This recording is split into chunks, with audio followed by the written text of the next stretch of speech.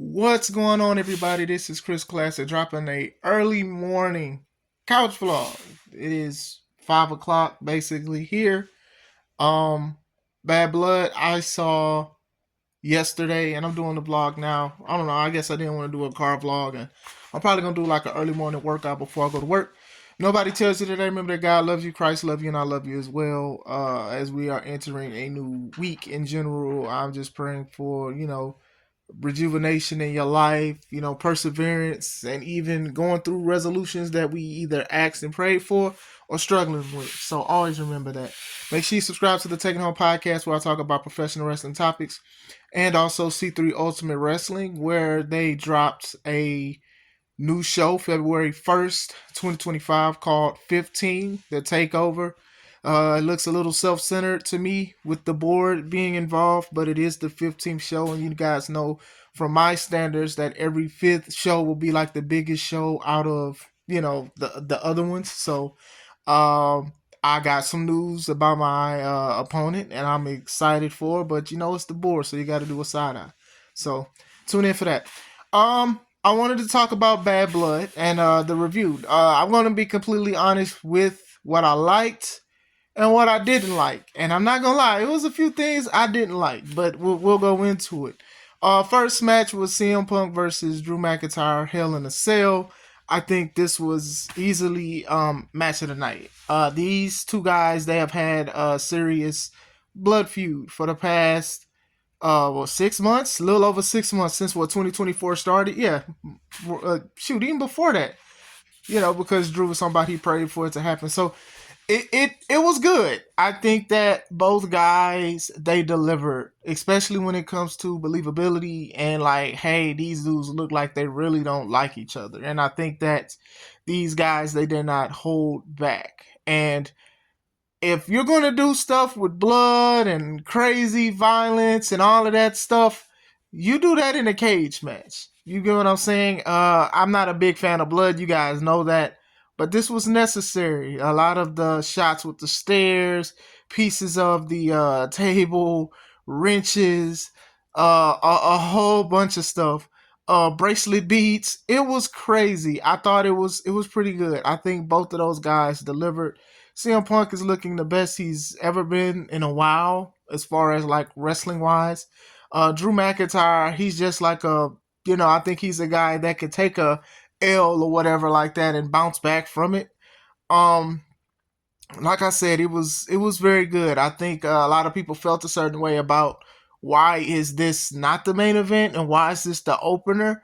I understand they are invested in a lot of other stuff with the bloodline and things like that because that's their money maker. But this could have been the main event. I wouldn't have been mad at that, but I understand why they did the main event the way they did it. We all know. But yeah, it was very good. A lot of it was claymores everywhere. It was, man, Drew tried to do a claymore to Punk. Punk moved and Drew landed on the steps awkwardly. And then I just thought of that Mike Tyson video. My back is broken. Spinal. That's exactly how I felt. Drew, like, he had a bag and people thought it was thumbtacks, but it was those beads, like, because he had for, like, AJ and CM Punk's dog Larry. And the crowd was just like, boo. Finish came where after Punk moved from the Claymore, he put the beads in Drew's mouth. He wrapped his knee with the chain and gave him a GTS 1, 2, 3. Very good match. Punk was walking out. He acted like he needed to be carried. He needed oxygen and things like that. I like that kind of stuff because those kind of matches take a lot out of you. Very good way to open. I'm looking at like the card order because I don't want to forget nothing. Also, I'll probably talk about the segments that happened during the show. Nia Jax, the SmackDown Women's Champion versus Bayley for the championship. Standard match. It was good. It was okay. Um, I have talked of leaps and bounds of Nia Jax's improvement in the ring, but I do think she still needs to work on a lot of stuff. And I think that I don't want to say she's slowly going back into looking like she's careless, but it's just some things that just need to, improve a little bit. It's just Well, not a consistent sloppy, but just please watch it because I hated to hear when people said a lot of negative stuff about it. And when she came back, this is still her redemption arc. So I do think she needs to tighten up a little bit on stuff. I know like there was a spot where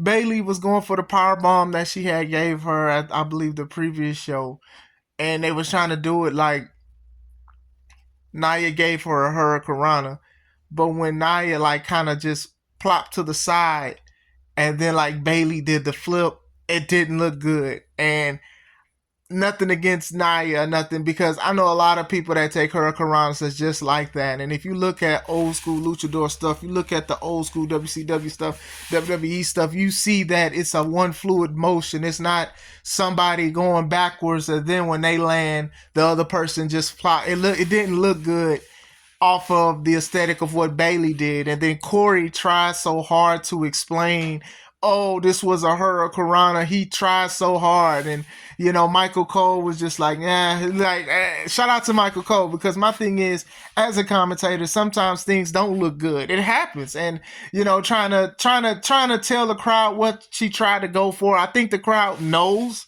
It just didn't look that great. The presentation didn't look that great. I don't think that Bailey was the good person to do that off of. It didn't look that impressive. I remember when Cena did it one time and his didn't look impressive because of how he rolled on his shoulder, and I was scared for his health.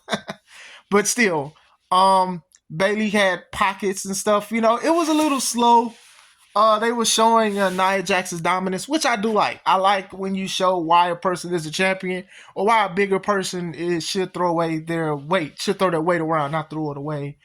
There was another spot where Nia went for a Samoan, and I don't know, the cue it was a pop-up Samoan. For the pop-up Samoan was a little off, and Corey tried to speak about it again. They did a replay on it. They was like, Bailey tried to shift her weight, and it just didn't look good. And Corey was there again with his cape on, and Michael Cole was like, yeah, she didn't get all of it. Like, yeah, just say that. Like, that's fine. Like, when things are not clear, or if you don't know, say a maneuver or something, or maybe they got out of it. Because when it happened, Corey thought Bailey did something to Nia, but Nia got up to pin Bailey. So it's like, okay, clear that up.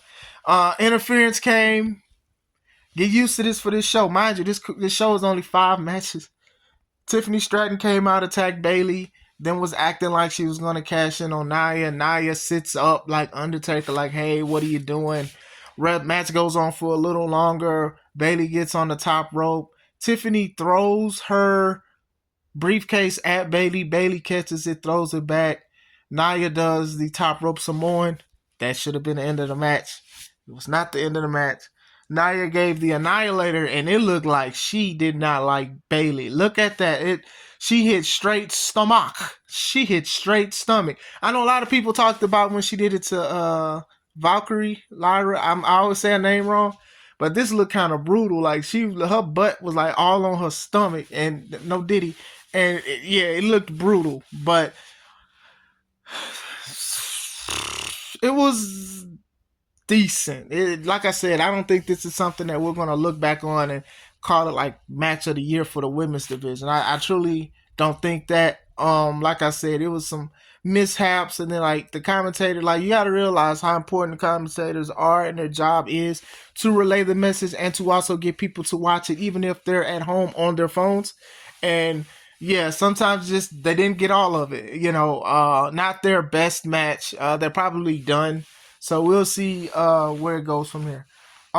Damian Priest versus Finn Balor. That was next. Basically calling themselves like brothers, obviously Judgment Day brothers.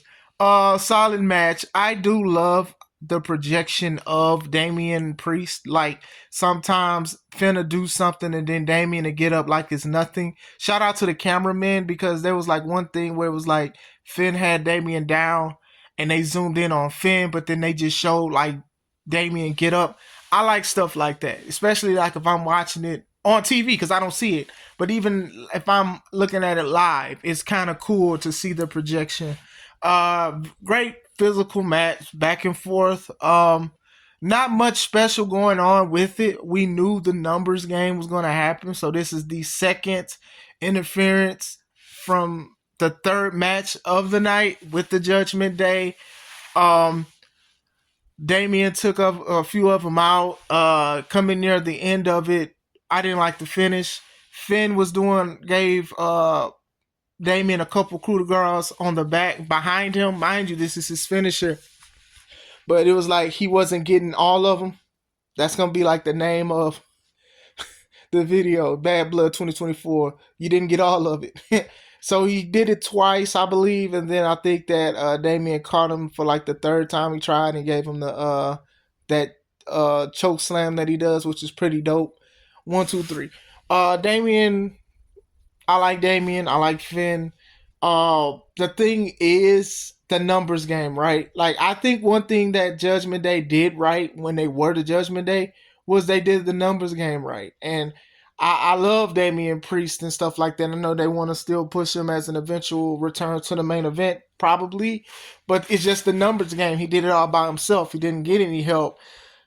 Nobody came out to help him. No Damien, no Jay. I mean, no Damien, no Rhea, no Jay or anything like that. Maybe it'd have been different if Jay helped. I mean, Jay was there. He was partying with the people, with the host Bianca, Naomi, and Jade. I didn't even know that Naomi was going to be a host. They promoted that it was going to be the tag champ. Not mad at that. Shout out to her. But still, maybe if Jay or somebody would, maybe Jay, because I know Rhea didn't wrestle yet, so that's kind of a taboo to have like an interference, especially for like a pay-per-view. But still, it kind of made the Judgment Day look a little weak. I don't know what they're going to do or whatever. I understand why, because Liv and Dom, they didn't have their parts of their match next. But still, I do think it could have been a little better. I didn't like the thing. I don't like when they try to alter finishes or whatever, because if a man is stomping on you, you should be going floor to the ground, especially if they're going off of the top rope. The next match, speaking of Judgment Day, was Rhea Ripley versus the Raw Women's Champ Liv Morgan with Dominic Mysterio in a cage and elevated. It was okay. I mean, like I said, I'm gonna be honest with y'all. It was more cinema than actual wrestling. It was more shock value than wrestling this pay-per-view. Not even gonna lie to y'all. It was good, man. Liv went for a chop block. She missed Rhea, and then she tried to recover it. Rhea dominated for the most part. Rhea gave her a riptide like in front of Dominique. They were selling that the leg, because they was doing that for the past few weeks of Liv attacking the leg. There was one part where Liv went for her move, the Oblivion, to Rhea, and then Rhea did a flip and landed on her feet. That was good. And then she started limping again, which is why she shouldn't have did the move anyway. Usually they work smarter with that. It was impressive. One of the things came, eventually Dom got a way to get out of the cage. And when he got out of the cage, he fell out. And everybody thought Dom was about to go to the crossroads with Uncle Charles, y'all. But he was caught with the chain that was connected to the cage that was connected to his foot. So this is where it gets bad. He was hanging. We were scared. We started laughing. We was like, okay, he's hanging. The referee has the camera on his ear or whatever like that. And Rhea was like, hey, let me take care of this or whatever she said to the ref. And the ref said, fine. So the ref wasn't given a 10 count. She gets the kendo stick. She starts whipping them like a pinata, entertaining. Mind you, the referee is still in the ring. You're looking at it from his point of view. He's not doing a count out because they're trying to say, hey, we don't like Dominic, and that's what's going to happen. Yada, yada, yada. It just gets bad from here. Then eventually, while she's hitting Dominic with the kendo stick, Raquel comes in. Raquel comes from. I'm trying to say Raquel Rodriguez. Let me see her name, because I know they changed her name. I don't want to say her Rodriguez, Raquel Rodriguez, because I know it was Gonzalez at one point. Raquel Rodriguez, she returned, and what happened was she attacked Rhea, and when she attacked Rhea, the ref tried to turn around as if he didn't see the attack happening, which made the referee look stupid because he turned around and went back to focus on Liv. So it was like, why did you even get out in the first place? But I get it. He was trying to be distracted by worrying about Dom, because it did look like Dom might have been like a little hurt or something, being upside down for a long time, blood rushing to your head. It got convoluted. Raquel was beating her up. Eventually, when she threw her in the ring to do her power bomb move, the referee rung the bell. After she did the power bomb to Rhea, she put Liv on her, but then pulled Liv off and was like there to help Liv. Yeah, man, it got worse. it got worse. I'm not blaming. I can't say I technically blame the ref, because I do think the ref tried what's best for him. What probably should have happened is when she did beat him up, the ref goes, checks on, Dominic hanging for showing just general concern for being a referee. Then Rhea goes into the ring to take Liv out. And then Raquel Rodriguez. Oh my God. This is why I hate when they change names. Raquel Rodriguez, she came in and then attacked her. And then if Liv was supposed to be, that's what happened. Maybe Raquel missed her cue. Maybe she was too early, and that's probably what happened. 9 times out of 10, I'll bet that Raquel, she probably did miss her cue. She was just too early. Should have just waited for Rhea to get back in, and then that happens. So that is match 4 with 3 interferences. I told y'all, man. This should be Bad Blood review. She didn't get all of it / interference. So, match 5, Cody Rhodes and Roman Reigns versus Bloodline 2.0, which is Solo Sikoa and Jacob Fatu. Cody gets a entrance where the band is playing. It sounds a little off, but it sounds good. Cue his music. They had to start his music twice because I guess the band was trying to sync with his song. It didn't work much. I know that it's in Atlanta and Cody was living there and was doing a whole bunch of stuff, going up there. Shout out to Cody. Roman, he had his orchestra. They did their thing or whatever. The match, it was okay. It wasn't special. It was the moments that was special. And that's like one of the main things that the stuff with Cody and the Bloodline has been, is the surprises, the returns and stuff has been special. Crowd loved Cody. They loved the OTC Roman Reigns and stuff like that. They traded getting beat up. They traded offense and stuff like that. Eventually, the Tonga Loa, Tama Tonga, they all came in and interfered. They were selling that Cody had to do everything to stop Jacob. Like he threw Jacob went through the barricade. Jacob got up, hit him with the crossroads. Jacob got up. He put him on the table. He got on top of the ropes, saluted Roman like, "Hey, you got this now," and dove out to take out Jacob. Then there was a couple things with Solo and stuff, and Tama Tonga attacking Roman and all of them. And then eventually we see a guy, he's standing with a hoodie on with a bandana. Some people were saying yeet, yeet, yeet, yeet, but it was the other brother. It was Jimmy Uso. Crowd went crazy for it. He started taking people out. Roman spears Solo Sikoa. 1, 2, 3. Jimmy starts praying to Roman in the corner, like, we're about to have a prayer off. We're about to have a congregation chaos between Jacob Fatu and Jimmy Uso on who gonna go to the upper room first, because the way they was praying for it, they tribal chief. They embraced each other, Jimmy and Roman, and it was good. Jimmy and Roman, they didn't have any beef. Jimmy tried to help Roman at WrestleMania. That was the last time we seen them together. Then when Jimmy was with Solo and then Tama Tonga came out and all that, they kicked Jimmy out the group. So, cool.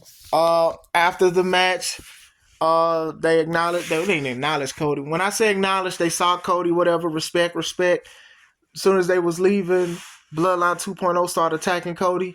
Jimmy was like, hey, Uce, let's help him. You said you was gonna help him. Roman was like, hey, I did what I was supposed to do. And then eventually he went. They helped him out. Roman gave him the belt. Rock comes out. The Rock start doing gang signs, and then he leaves. Interesting to see what's going to go on. Which bloodline he's going to be a part of? Is he going for Cody? Like, I like that kind of stuff because now it's like, what is he going? He has 3 ways to go. He can join Bloodline 2.0. He can feud with Roman or join Roman, which I doubt that'll happen. And or he could go after Cody and have, like, since Cody is the new People's Champion, he can put his belt, him and that dang belt, The Rock. They could do something with that. So I like that. They could prolong this stuff. Let's see. It's October. WrestleMania is 6 months away. Man, you can be cooking all the way up there. So, cool. So, 5 matches, 4 interferences. Yeah. Side note, a lot of things that happened, well, a few things that happened that I saw was that they was partying with a lot of black people. I know a lot of people was mad that a lot of black people didn't wrestle on the show, but they definitely was partying in Atlanta. They did the small thing with Chelsea smelling like crap because she fell in the trash can when she went against Michin on SmackDown. Metro was there. It was, it was some stuff. Triple H revealed that there was another belt, the Crown Point Championship, basically where the heavyweight champion goes against the undisputed champion, on the women's champion on Raw goes against the SmackDown women's champion, and whoever wins will be a Crown Royal Champion. The shows they do in Saudi Arabia. We don't need another belt. But this also shows like the death of the old school Survivor Series style. Not the old school Survivor Series style, but the style they adopted a few years back. Survivor Series now will always probably be War Games, which I don't really care for that much. I'm not going to lie. I think that you can make it special a couple times. But I do love the 5-on-5 elimination style, old school way they had. But then eventually they went to brand supremacy, Raw versus SmackDown versus NXT. I didn't mind that. I thought that was pretty cool because you'd have Team Raw versus Team SmackDown. But now it's just not.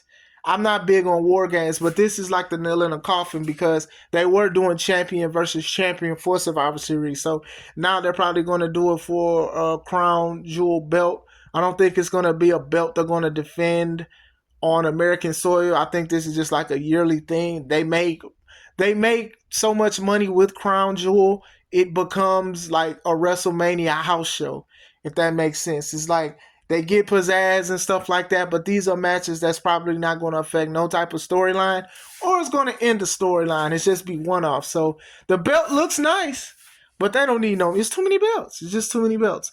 Gunther comes out talking about the Crown Jewel belt, and he disses Goldberg, saying, he hopes he's a better father than he was a wrestler, because remember Gunther said to Bret that his favorite wrestler was Goldberg. Everybody knows that Bret hates Bill Goldberg to the fact that he calls Bill Goldberg Bill Goldberg. But it was it was interesting. I may be forgetting something segment wise, but yeah. All in all, 5 matches. I think Bash at Berlin had 5 matches too. 5. It didn't have that many matches, but like I said, with that, Bash less is more. I'm not opposed to short fewer matches. The runtime was like 3 hours. I be trying to have 6 matches and be trying to cram it in for 2 hours. The bad thing about having shorter matches is that people do pick up everything. And one of the things that I did pick up, it was 5 matches. So yeah, same thing. Bash at Berlin had 5 matches, just like Bad Blood did. But yeah, you peep more stuff. You do. You peep more stuff when you have less matches. And the main thing was interferences. The last 4 of the 5 matches had interference. So to me, it got tiring. The matches, majority of the matches, they weren't special. They weren't special at all. They're probably concluding Nia and Bayley.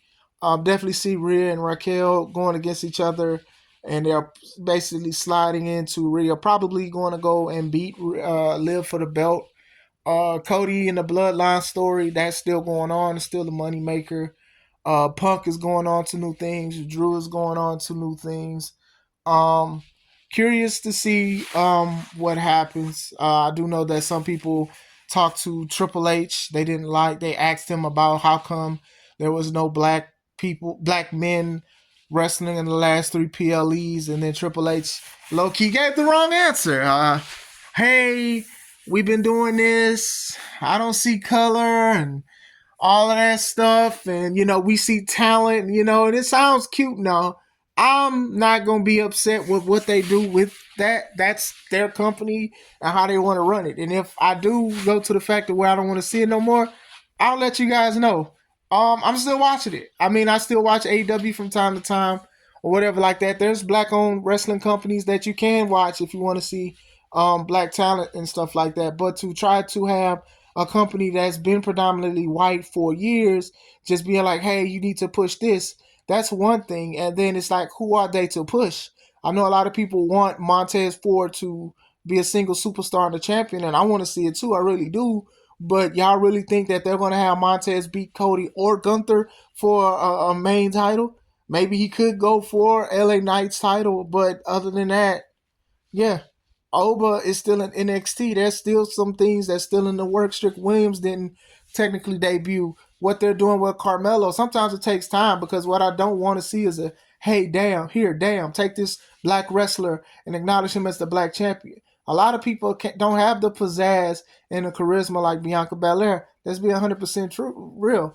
Bianca basically has a solid job. I don't think she's going anywhere. And I don't think her husband is going anywhere too. So I would say just give it time. We just had, for people who do care for diversity, we just had one of the most diverse WrestleManias of all times. And it was 2 nights. And people didn't really speak about it like I spoke about it. So now 3 PLEs is like, oh man, that's not enough. Literally, people are saying WrestleMania 40 was like one of the best WrestleManias that of all time. Some are saying that. I love 25 personally for because one of the best wrestling matches happened, which was Undertaker versus Shawn Michaels at WrestleMania 25. But hey, this was a very good event. I was excited for WrestleMania 40 and stuff. But other than that, just like some of the takeaways, it wasn't as bad. I don't know. I think 2 PLEs I didn't really enjoy that much this year, and it's just October. Was Money in the Bank this year because of all the stuff with that, and then also Bad Blood. Bad Blood invested more into story than actual matches. Sometimes it works, sometimes it cannot, but they kind of smart. WWE is smart. They knew that like they didn't have to put all their eggs in one basket. They did that with the Hell in a Cell match. That was a good way to open. But the other stuff didn't need to happen because of what they're building for. But at the same time, as a consumer, some people do want to see just great action consistently, especially if you spent hundreds or thousands of dollars for tickets. Like, honestly, if I bought a front row seat and I went to this, I want my money back. But that's just me. But what do you guys think? Did you guys like Bad Blood? Could they have done something better? Did it make you excited? What do you think? Let me know. I hope you guys have a wonderful morning and day. This is Chris Classic. Stay at home.